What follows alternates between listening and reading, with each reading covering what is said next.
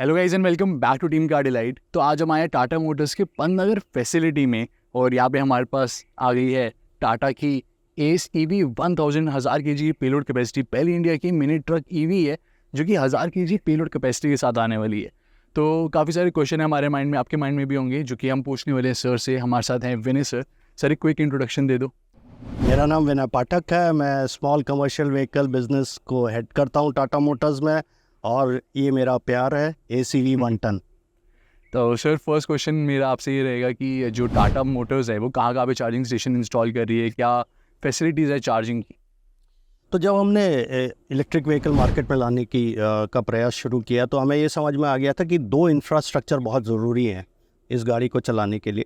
एक तो service infrastructure बहुत ज़रूरी है, क्योंकि आपके बाकी जो मैकेनिक्स हैं वो शायद EV को हैंडल नहीं कर पाएंगे। तो हमने काफ़ी प्रिपरेशन के साथ सर्विस सेटअप अपना शुरू किया, और आज हमारे पास 150 ऐसे सर्विस सेटअप्स हैं ऑल ओवर द कंट्री जो कि ACV को सपोर्ट करते हैं। और मैं आपको बोल रहा हूँ कि पिछले एक साल में हमारा अप टाइम ACV का 99% रहा है। ओके। दूसरा आता है चार्जिंग इंफ्रास्ट्रक्चर।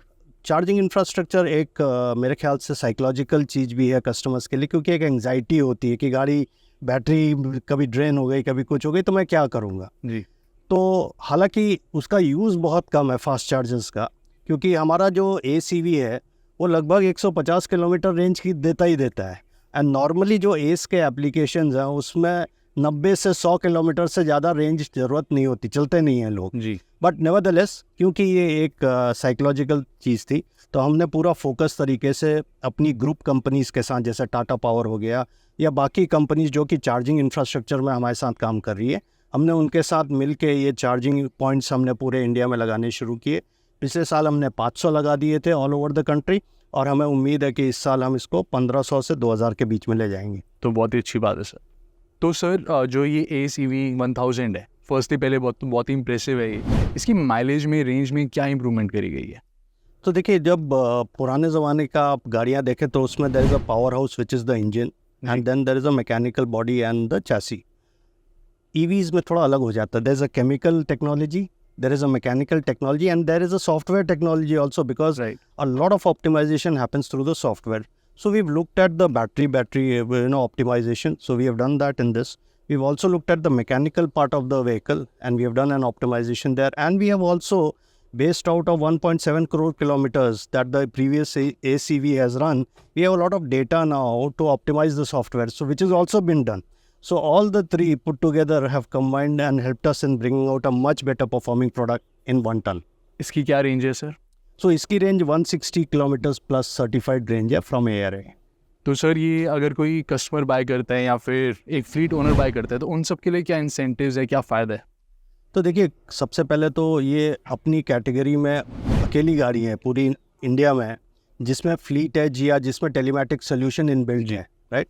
सो अगर आप फ्लीट ओनर हैं और आपके पास मान लीजिए 500 गाड़ियां हैं और आपके पास ये एक ऑप्टिमाइजेशन का टूल मिल जाता है because of the connected vehicle. So this is the only connected vehicle in the entire category in India, and that helps really in much better fleet utilisation.